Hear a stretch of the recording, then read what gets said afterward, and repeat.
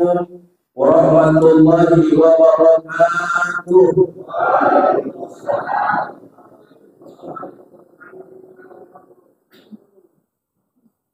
Innal hamdalillah wassalatu wassalamu ala Rasulillah.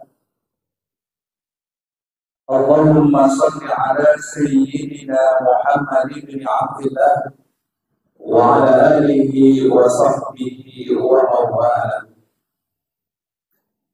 Qala Allah ta'ala fi kitabihil aziz. A'udzu billahi minasy syaithanir rajim. Bismillahirrahmanirrahim. وَوَصَّيْنَا الْإِنسَانَ بِوَالِدَيْهِ إِحْسَانًا حَمَلَتْهُ أُمُّهُ كُرْهًا وَوَضَعَتْهُ كُرْهًا وَحَمْلُهُ وَفِصَالُهُ 30 شهرا حتى إذا بلغ أشده وبلغ 40 سنة قال رب أوزعني أن أشكر نعمتك التي أنعمت علي وعلى والدي وأن أعمل صالحا ترضاه وأصلح لي في ذريتي إني تبت من المسلمين. صدق الله العظيم وصدق رسوله النبي الكريم ونحن على ذلك من الشاهدين والشاكرين والحمد لله رب العالمين. Yang sama kita hormati dan kita muliakan Bapak Ketua PKM Al-Ikhlas dan seluruh jajarannya, semoga senantiasa dalam lindungan dan keberkahan Allah Subhanahu wa Ta'ala. Yang sama kita hormati Bapak Ketua FKSMF Al-Ustaz Salman SE dan seluruh jajarannya.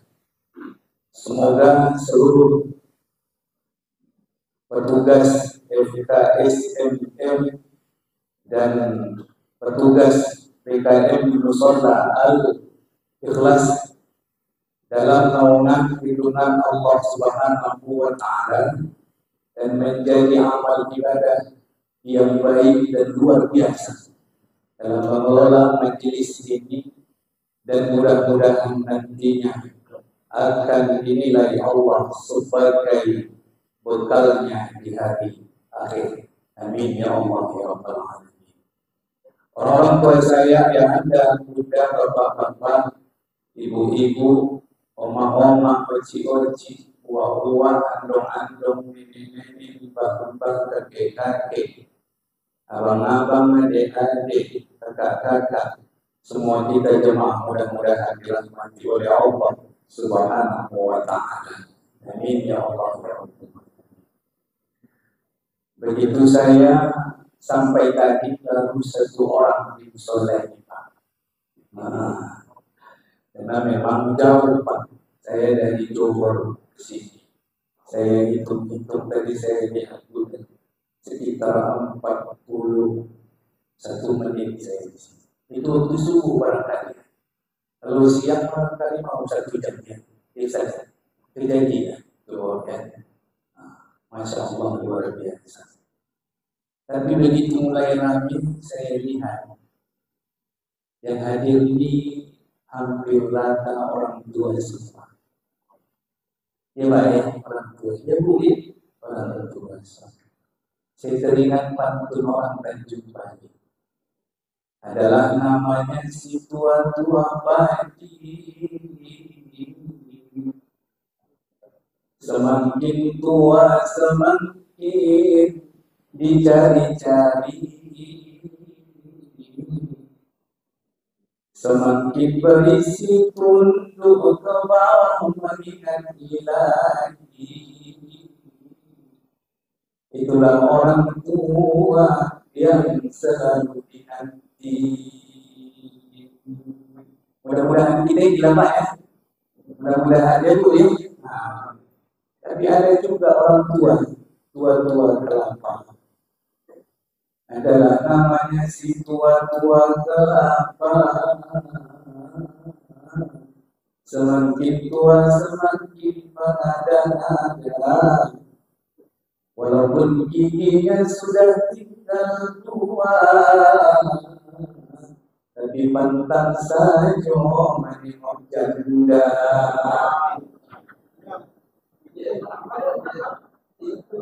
Di sini tak ada yang mengaku maksudnya. Ada yang berikutnya adalah namanya si tua keladi. Tidak tahu Bapak ini kan si tua keladi kan? Ulang, adalah namanya si tua keladi. Semakin tua semakin menjadi-jadi, menggatal ke sana, menggatal ke sini. Kalau diperturunkan setiap tahun mengganti diri. Tak sempat dia itu kalau mau mengaji begini, tak sempat orang tua keladi ini, tua keladi tak sempat mengaji begini Pak. Nah, jadi tapi ini tua padi yang senantiasa tunduk itu tandanya beri. Insyaallah apa yang cara kita begini. Bapak Ibu jemaah yang dimuliakan oleh Allah. Kita ambil Quran surah Al-Ahqaf ayat 15. Tapi tidak dari awal sebab terlalu panjang.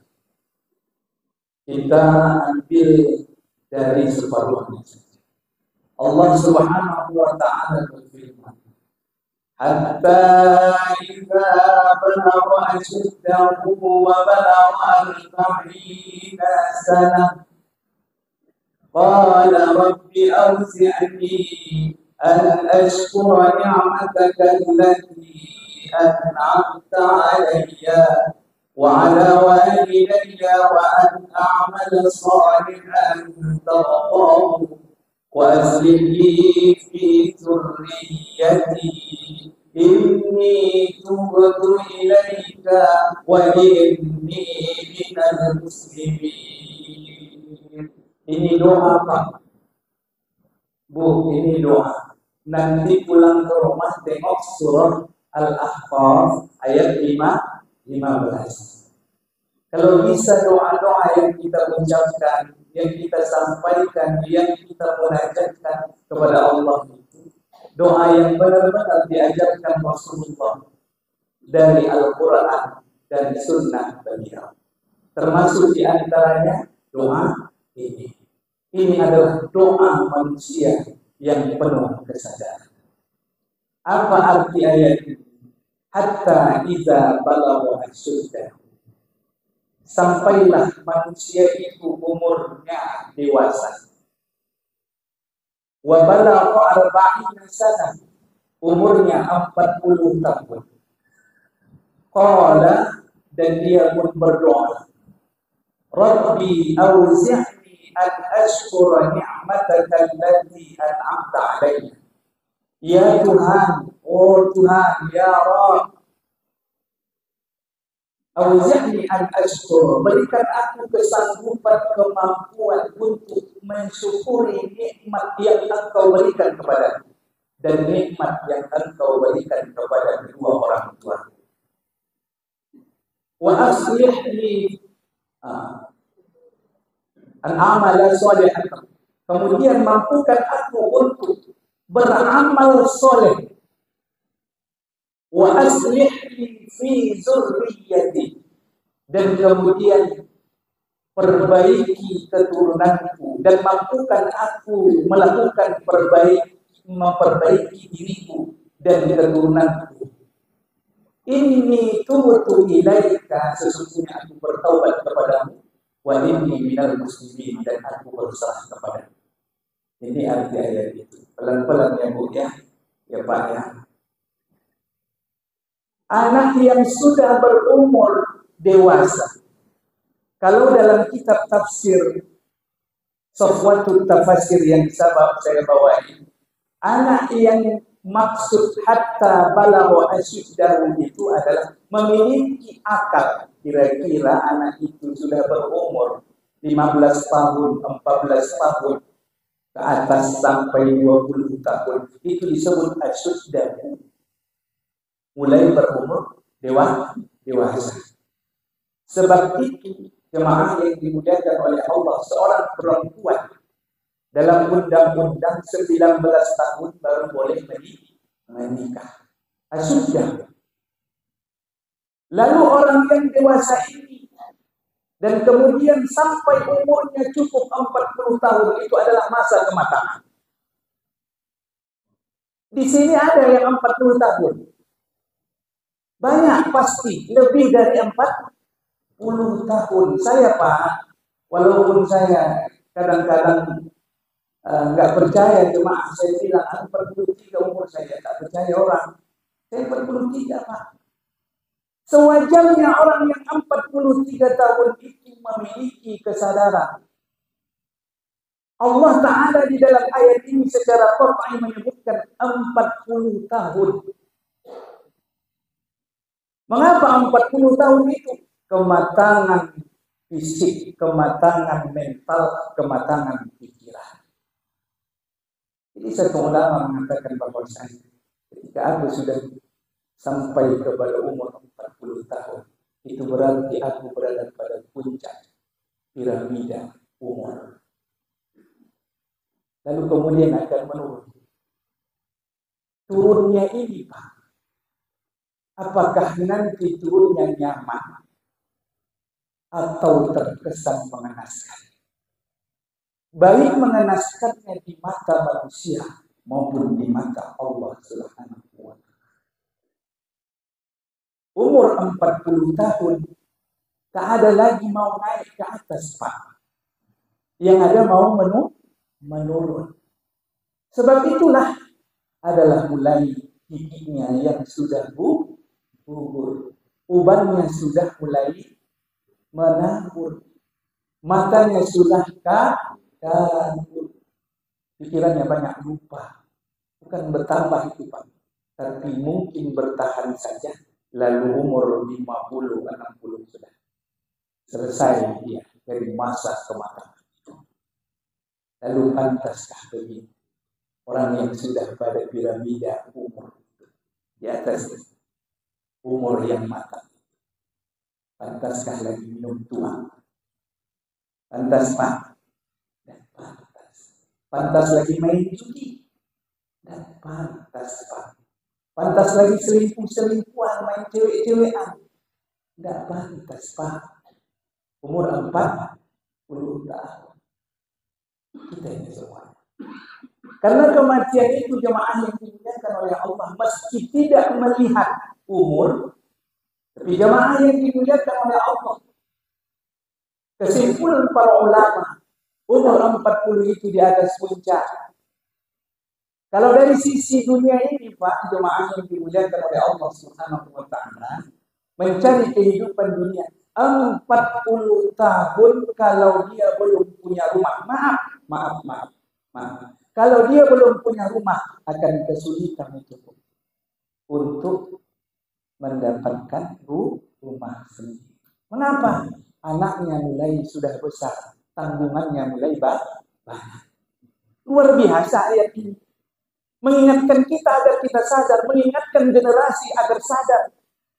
Jangan sempat nanti umur 40 tahun, kamu sia-siakan umurmu yang masih muda itu, sehingga kamu mendapatkan bencana yang luar biasa. Dalam perusahaan, sangat sedikit ada perusahaan besar, atau perusahaan lah namanya, yang menerima karyawan usianya 40 tahun. Itu mungkin Pak Samsul lagi sekolah. Pak Samsul. Iya. Kalau ada umur 25 anak gadis, Pak, 23 melamar di sekolah Bapak. Lalu ada umur 40, anak gadis juga. Mana Bapak pilih? Yang mana Bapak tahu? Yang ketiga atau yang ketiga itu yang 40. Itu dunia ini, Pak. Itu membuktikan umur 40. Nah, dunia ini. Bagaimana dengan akhirat kita jemaah yang dimuliakan oleh Allah Subhanahu wa taala? Tak pantas lagi. Makanya saya katakan tadi orang tua 40 itu pun termasuk orang tua. Sadar bahwa kita akan dilihat oleh anak. Umur 40 berarti anak kita itu kalau kita menikah umur 25, anak kita itu 15 tahun umurnya. Yang paling tua umurnya 15 tahun. Kalau umur kita menikah 20, kita umur 40 mengajari anak kita yang 15 tahun, nak pergi kau ke masjid ikut sholat jemaah. Tapi ayahnya tidak sholat ke masjid. Anak itu akan menjawab, ayah pandai bercakap saja, tapi tak pernah datang ke masjid. Disuruhnya anaknya untuk mengikuti pengajian FKS MM. Tapi dia tidak pernah datang, anaknya akan ngomong, ayah pandai bercakap saja, ayah tak pernah hadir di situ. Yang hadir di situ Pak Ketua, Pak Wakil, itu saja yang berkumpul. 32 masjid, 32 Pak? 34 masjid, ini ketua-ketuanya ini. Sama bendahara pengurus. Tambah satu saf di belakang. Sebeginilah jadinya. Kalau seandainya hadir itu semua Pak, ini luar biasa di jalan saja. Luar biasa sampai ke jalan utama. Maka tak pantas sekali lagi kita di usia yang sudah senja ini jemaah yang dimuliakan oleh Allah Subhanahu wa taala melalaikan apapun dari syariat agama Allah Subhanahu wa taala. Kita akan balik kepada Allah Subhanahu wa taala.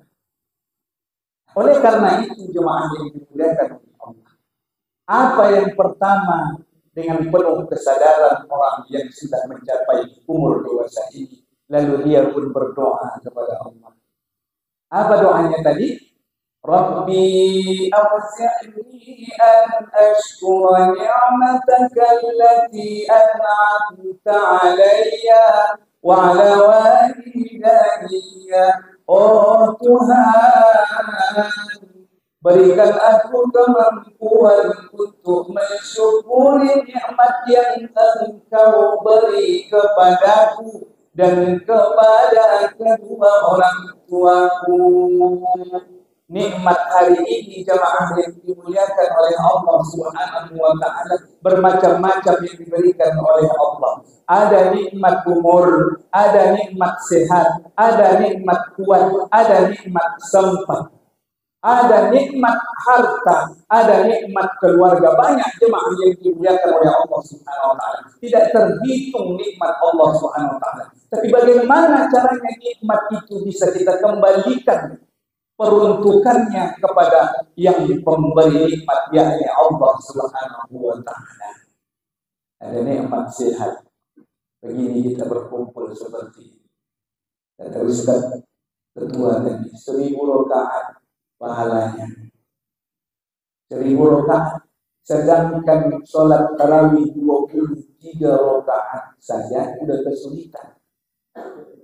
Seandainya di musola ini 23 rakaat, ada di masjid depan sana agak jauh sedikit 11 rakaat. Banyak orang yang pergi ke depan sana, walaupun agak jauh, walaupun dia berada di samping masjid. Tapi jemaah ini tidak ada itu, kejarnya itu 23 macam. Nah, kita duduk seperti ini mendapatkan pahala seperti itu jemaah yang dimuliakan oleh Allah. Kenapa? Karena menggunakan waktu yang luar biasa. Ada masanya nanti jemaah yang dimuliakan oleh Allah, kita tidak mampu untuk menggerakkan kaki. Mengapa? Karena banyaknya penyakit yang datang.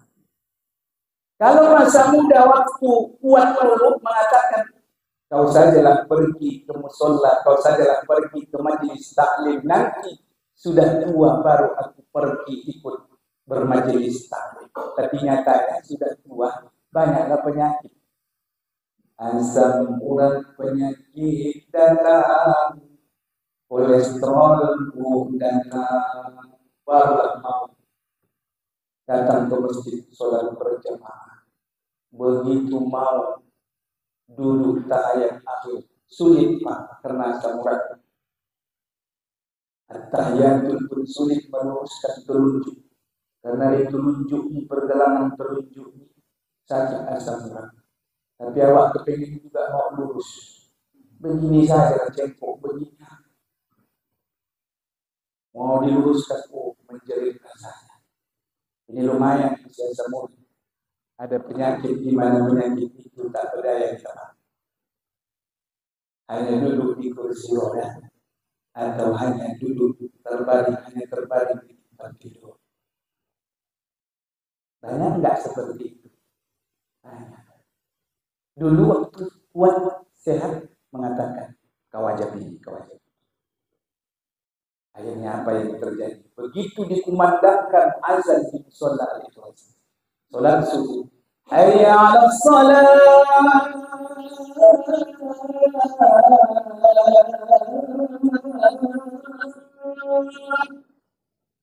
ini saya ada yang mengantarkan ke masjid. Jangankan mau mengantarkan ke masjid, mengantarkan ke kamar mandi pun anaknya tak bisa. Ditambah lagi anak itu semuanya ada 4-5, anak cilako semuanya, penyandu, penerkoba, pemabuk, penjudi, peminum tua. Itu dia, bandel kata bapak. Bagaimana anak yang seperti ini mau mengantarkan anak orang tuanya ke masjid? Jangankan mau ngurus orang tua, ngurus dirinya sendiri pun tidak. Yang dia pikirkan apa? Sabu-sabu. Makanya tak ada lagi yang aman rumah kita ditinggalkan sekarang, Pak. Ibu-ibu pergi permilitan harus ada orang di rumah itu. Kalau tidak, 15 menit sudah hilang kompor gas. Mau masak ibu itu sore tak bisa lagi. Pulang suaminya dari kerja. Mengapa ibu tak mengasak? Hilang kompor gas. Penyambung banyak sekarang. Makanya sulit ini. Pak Kepala Desa, ada Pak Kepala Desa ini apa? Maunya dipanggil ini Pak Kepala Desa. Panggil Pak Prabowo contoh. Kumpulkan semuanya. Tanya.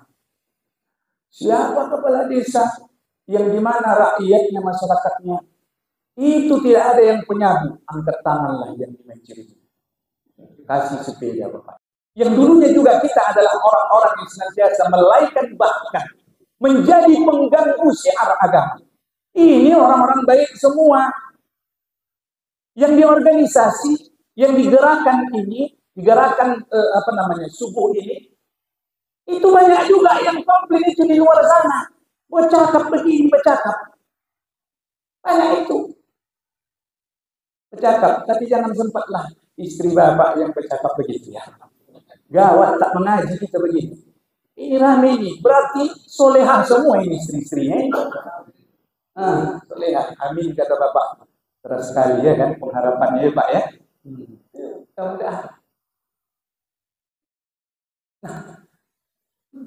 Apa yang kita sebut ketika kita masih muda, masih kuat itu, ternyata ditunjukkan Allah ketika sudah kita mulai 40 tahun. Datang penyakit stroke. Itu menyedihkan jemaah yang dimuliakan Allah SWT. Tapi saya sampaikan ada 4 hal orang bertaubat. Penyebab orang bertaubat. Yang pertama, jemaah yang dimuliakan oleh Allah, karena mendengarkan ceramah.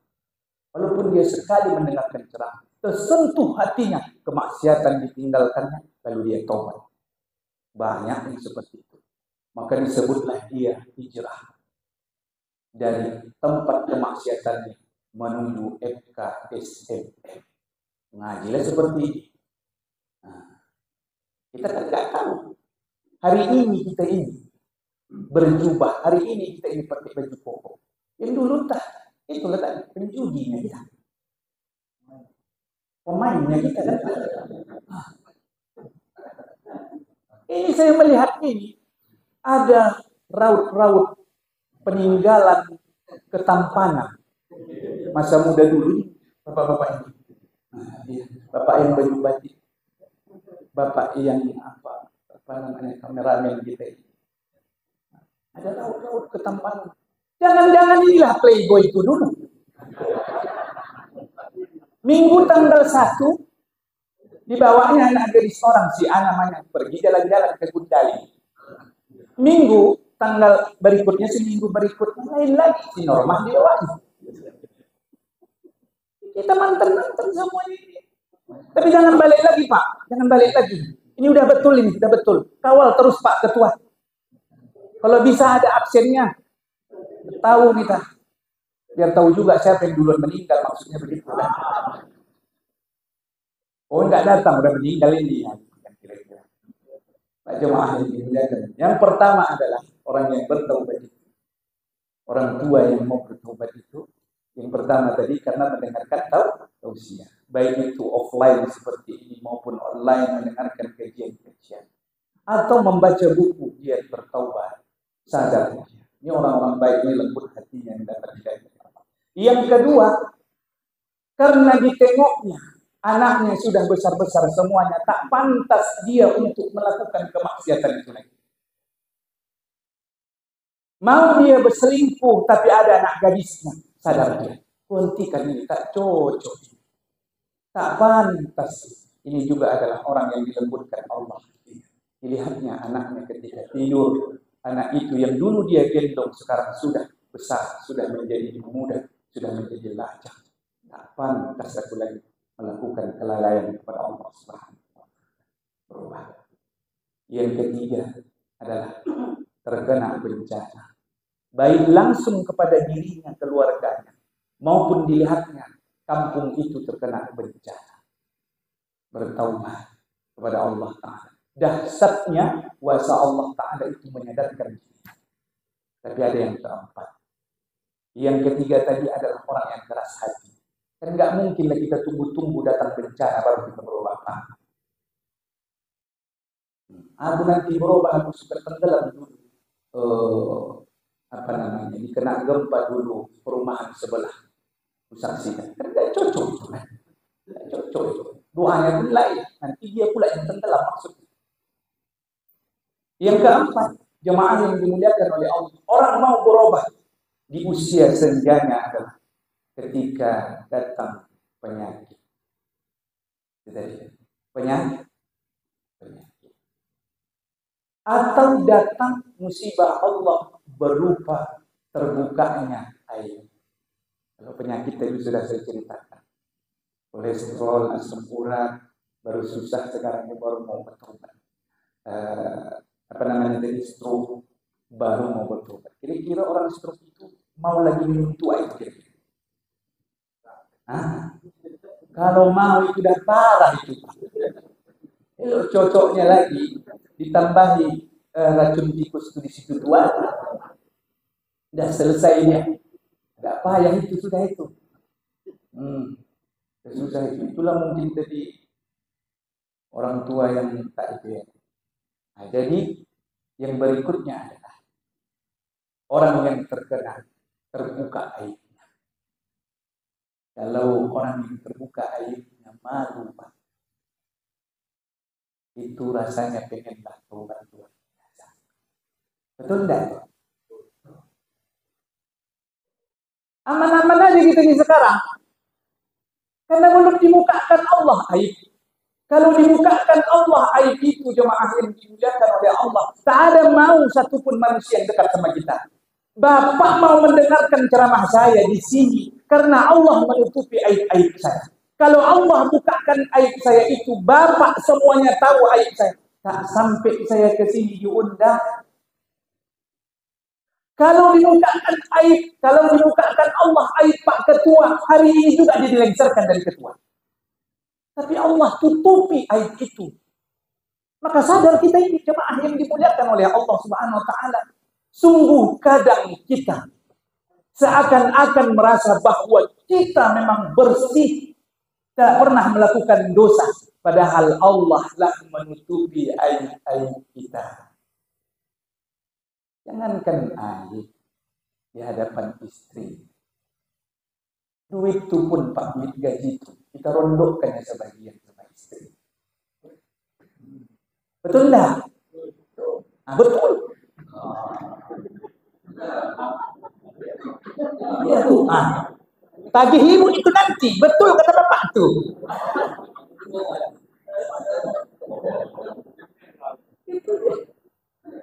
Apalagi di hadapan manusia yang lainnya, jemaah kita tutup. Itu dia. Jemaah yang dimuliakan oleh Allah Subhanahu wa taala. Apalagi handphone kita ini sekarang. Handphone ini banyak gangguannya, Pak.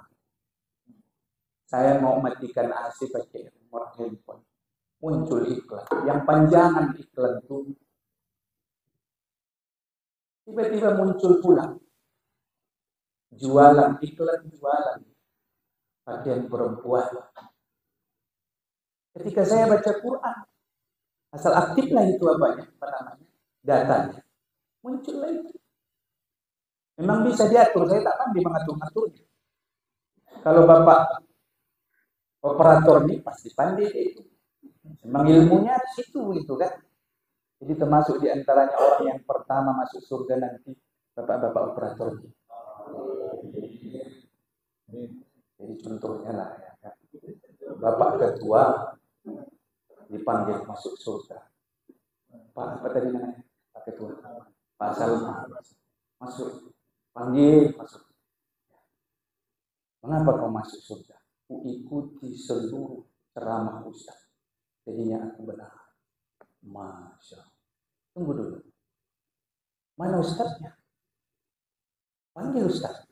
Apa benar kamu sampaikan? Benar. Tapi dua-dua masuk surga.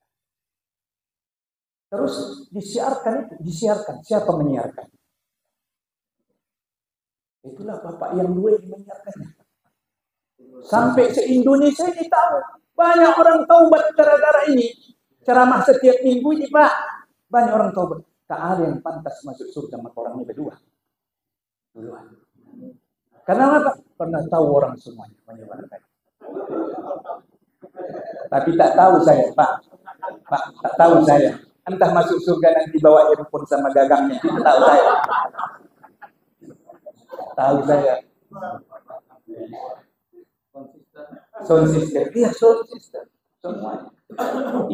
Semuanya kita masuk surga. Yang buat apa ini? Apa namanya? Bubur ini, Masya Allah, subuh-subuh dia sudah hantar bubur ke sini, panas lagi, hangat perut awak, Masya Allah. Ini pengajiannya sampai mana tadi? Hah? Air. Maka jemaah yang dimuliakan oleh Allah tutupi air itu, dan kemudian kalau terbuka dia pasti orang mau bertaubat. Tapi janganlah yang model 2 ini baru kita taubat, Pak. Bencana datang baru taubat. Kan kacau itu. Datang penyakit baru bertaubat. Dibukakan aib baru taubat. Ada orang bolak-balik masuk penjara itu kan aib itu Pak. Tak juga taubat. Ini luar biasa ini Pak. Tak juga taubat. Marah pula lagi masuk ke penjara itu memang. Inilah payah kita bercakap kadang-kadang. Pencuri masuk ke penjara.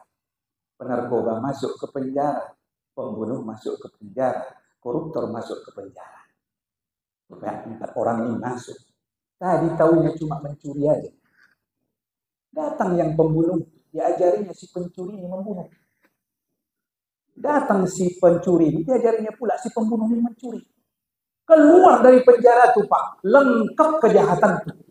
Tamat jadi pelajaran orang di penjara. Bukan apa. Ecek-eceknya saya ini menyarankan pemerintah coba diperbaiki bagaimana sistemnya begitu ya.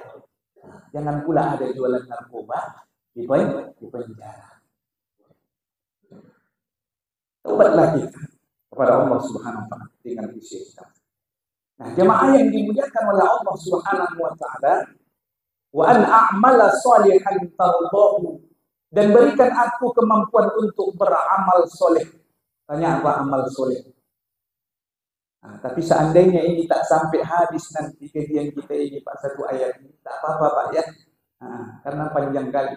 Wa an a'mala salihan tardahu.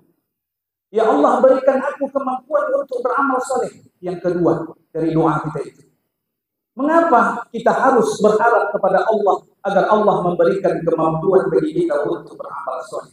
Karena mampu untuk melakukan amal soleh itu adalah nikmat. Nikmat Pak.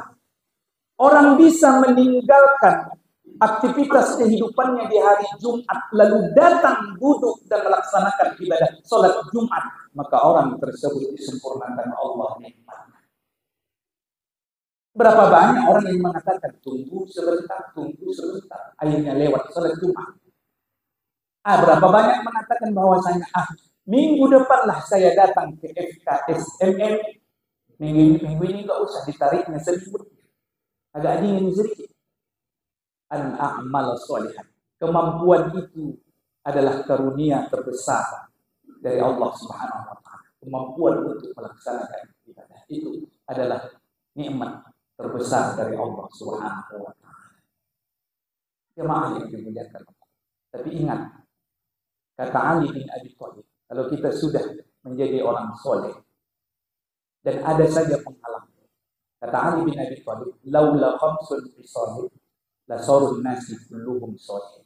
Kalau bukan 5 hal, kata Ali bin Abi Thalib, manusia itu soleh semuanya. Tapi karena manusia itu menyimpan penyakit di dalam hatinya 5 hal, maka terhalang menjadi orang soleh.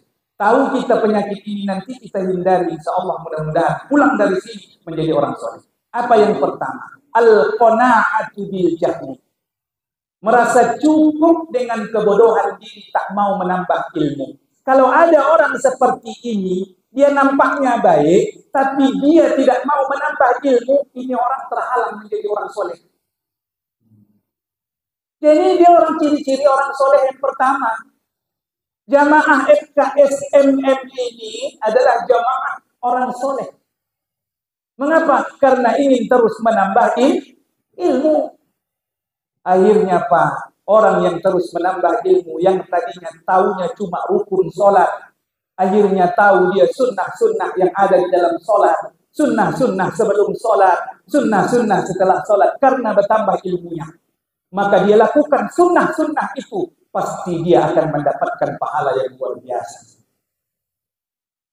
Dia datang terus ke majelis ini karena dia tahu bahwasanya ada fadilah ilmu itu. Dari mana ia dapatkan? Karena dia terus menimba ilmu, maka dia menjadi orang yang soleh.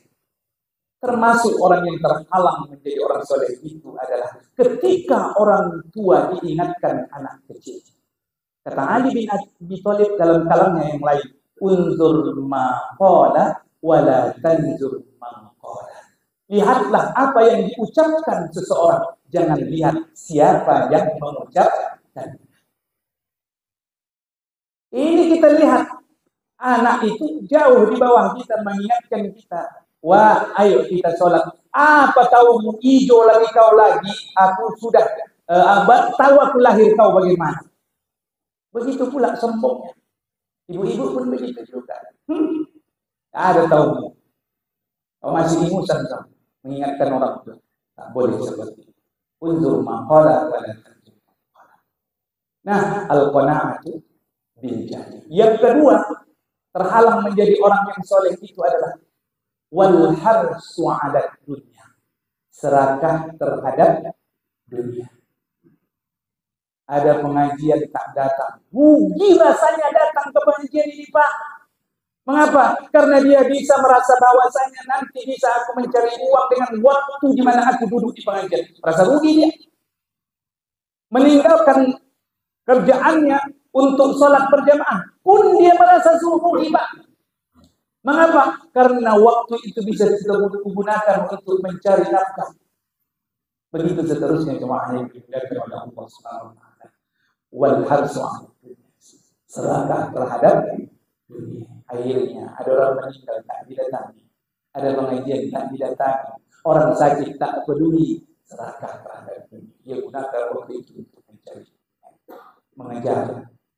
Yang ketiga, terhalang menjadi orang soleh. Jemaah dimuliakan. Wasyuhhu bil fadli. Apa syuhhu bil fadli itu? Sangat pelit dengan nikmat yang diberikan Allah. Pelit, Pak. Jadi, kalau orang yang tingkat tinggi pelitnya itu tidak bakhil. Bakhil itu tingkat nomor yang ringan. Tapi kalau pelit tadi itu syuhhu namanya. Apa namanya? Syuhhu. Dalam surah Al-Hasyr disebutkan Allah, "Wa may yuqa suhha nafsihi fa ulaika humul muflihun." Siapa yang dijaga Allah hatinya dari sifat syuhhu, sangat pelit, maka dia orang yang sangat beruntung. Muhammad Al-Alawi dalam kitabnya Nasaihud Diniyah, syuhhu, pelit itu ada dua. Yang pertama syuhhu, yang kedua bakhil. Apa syuhhu itu? Syuhhu itu adalah hirsul insani akhdhi ma fi aidin nas. Keserakahan manusia sehingga dia menginginkan harta orang lain bisa ia nikmati tanpa mengurangi apa yang ada pada dirinya. Saya ulang, ini pelan-pelan Pak. Jangan dibilang nanti itu bakhil, tapi syuhhu. Hirsul insani akhdhi ma fi aidin nas. Dia harapkan harta orang lain bisa dia nikmati, lalu apa yang ada pada dirinya tidak berkurang sama sekali. Itu namanya syuhhu. Kemudian bakhil, apa bakhil? Bukhlul insan ma fi yadayhi. Memegang teguh, tidak bisa mengeluarkan apa yang ada pada dirinya untuk dia nikmati, dan kemudian tak mau keluar kepada orang lain. Dua sifat ini adalah menghalangi orang untuk mengulurkan bantuan kepada orang lain, termasuk kepada musholla, termasuk kepada masjid. Itu adalah syuhhu dan bukhlul bakhil. Nah, contohnya begini. Kita tahu ini contoh, kita contohkan Pak Ketua FKSNM lah dulu ya. Nah, ya, izin ya Ustaz ya, contohnya Ustaz ya, izin Ustaz. Jangan pula di akhirat nanti tuntut Ustaz saya ya kan, gara-gara contohnya. Seandainya Ustaz ini punya sifat, kita tahu dia punya banyak duit, amin. Kita tahu semua. Tiba-tiba dia bilang selesai pengajian, Ustaz dan seluruh jemaah, dia pakai mic ngomong, kita sarapan pagi makan lontong, nanti di kedai wak apa di sana, semua ada Pak kedai lontong depan sana. Kata Pak Ketua, senang semua kita, senang itu tak Pak? Senang, ditraktir lah ini. Anggap sampai di sana. Betul, pesan masing-masing, teh manis, ada yang susu kopi macam dan sebagainya. Kalau Bapak ini memiliki sifat syuhhu, maka begitu kita habis sudah makan, dia berpura-pura ke kamar mandi. Pura-pura ke kamar mandi. Lama di kamar mandi. Kita udah jam 10, jam 11, belum juga keluar dari kamar mandi. Jadi akhirnya apa yang terjadi? Kita pun malu lah sama si tukang lontong Pak Udin tadi. Tidak mungkin kita lama. Udah dekat makan siang itu Pak. Ya kan? Nah, akhirnya apa yang kita lakukan? Sum-sum masing-masing. Dan kemudian Pak Ketua dari mana? Mau tidak mau kita bayarkan juga. Ini syuhhu Pak. Ada duit di kantongnya. Dia harapkan duit kita yang membayarkan dia. Diumumkan oleh Kepling Pak Lurah, Pak di Kepala Desa. Kita swadaya Pak membangun jembatan ini putus swadaya. Orang yang syuhhu itu ditengok-tengoknya siapa sudah menyumbang. Aku belakangan aja nanti. Sumbang semua. Akhirnya siap itu terbangun. Dia tidak menyumbang karena sudah siap semuanya. Mobilnya lah duluan lewat di situ. Nah, itu ya. Ini syuhhu namanya Pak. Pelit ini. Ini terhalang menjadi orang soleh. Kemudian bakhil. Nah, balik kepada contoh. Kita makan sarapan tadi, makan lontong tadi. Jadi kan suhu sudah mengerti Pak ya. Suhu sudah mengerti ya. Suhu. Jangan bilang lagi nanti pakai itu. Kalau sudah ada begitu. Suhu bilang. Jadi kalau Pak Ketua ini dia pakai, maka kita sudah makan semuanya dan kita berkeyakinan dialah yang akan mentraktir kita. Ibu-ibu pun ikut. Tiba-tiba dikeluarkannya uang 20.000 karena hitung-hitungnya lontong sama teh manis 20.000 harganya. Nah ini dari saya ya. Artinya apa? Duitnya hanya bisa dimiliki, ada dinikmati oleh dirinya, tidak sampai kepada orang lain. Tengok-tengokan lah kita semua, ada yang tak bawa duit, akhirnya ada yang bawa duit itu yang mentraktir yang lain. Akhirnya silih berganti mentraktir. Ini bahil. Ya, kamar mandi Pak ya.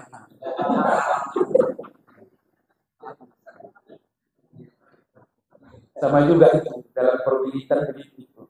Dibelikan istrinya rokok satu bungkus bang kalau nanti mau ini rokok abang ya. Iya kan, tapi tak dibawanya rokok itu. Sampai nanti di perwilitan kompor diambilnya rokok orang. Rokoknya di rumah utuh. Itu suhu lain. Suhu. Ada yang begitu di sini. Ada ngaku itu.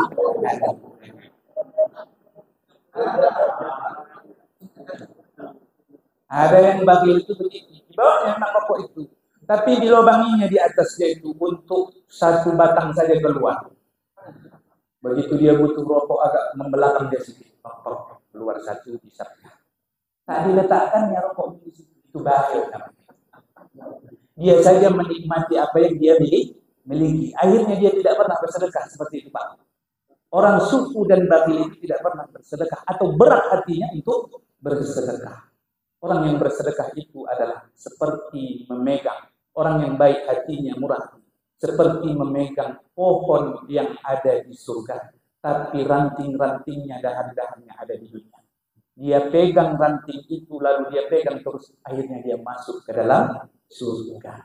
Jadi kita jauhi sifat ini karena ini menghalangi orang yang soleh.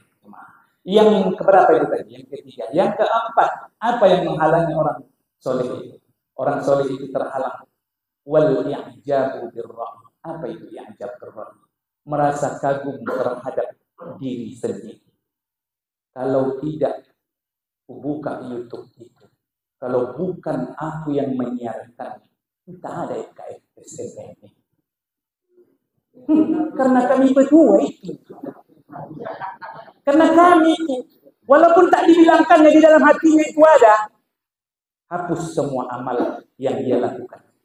Tapi tidak, ini luar biasa. Panggilannya pun Tuan Syekh saya dengar tadi.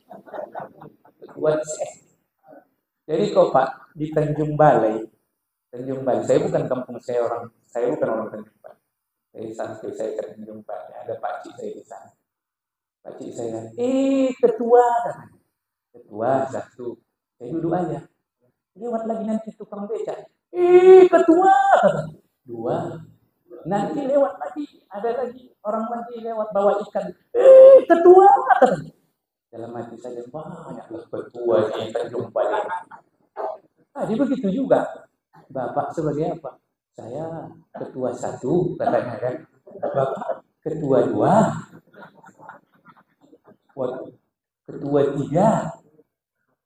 Baru datang bapak ketua yang sebenarnya kan. Agak sakit kakinya. Itu baru ketua. Jadi banyak. Beda tipis saja Tanjung Balai dengan di sini. Banyak ketua di sini. Masya Allah. Sampai mana tadi kajian? Jangan, itu sesat nanti. Nomor 4 itu tadi adalah al-i'jabu bir-ra'i. I'jab bir-ra'i itu adalah kagum terhadap diri sendiri. Jangan sempat ada seperti itu. Ibu-ibu pun mau juga itu, kagum terhadap diri sendiri. Masya Allah, enak kali sambal belacan yang dibuat ibu ini, habis. Siapa dulu? Apa yang masak? Itu Bu. Jadi jangan kagum terhadap diri. Ini banyak nih sekarang yang kagum terhadap diri sendiri. sehingga menimbulkan kepedean. Pede luar biasa. Kepedean. Kalau pede aja tidak apa-apa, kepedean. Akhirnya apa? Semua dia mau mengerjakannya, Pak. Karena rasa kagum terhadap diri sendiri. Merasa pantas untuk melakukan ini, merasa pantas untuk melakukan ini. Padahal dipandang orang tidak. Terhalang. Yang terakhir adalah wariya fil amal. Riya dalam beramal. Nah, terhalang menjadi orang soleh. Yang berikutnya ayat ini, wa an a'mala sholihan wa aslih li fi dzurriyyati. Berikanlah kemampuan kepadaku untuk memperbaiki diri dan keturunanku. Beramal soleh. Dan kemudian yang berikutnya, inni tubtu ilaika, kepadamu aku kembali bertobat, wa inni minal muslimin, dan aku termasuk orang-orang yang muslim, orang-orang yang mati dalam keadaan Islam.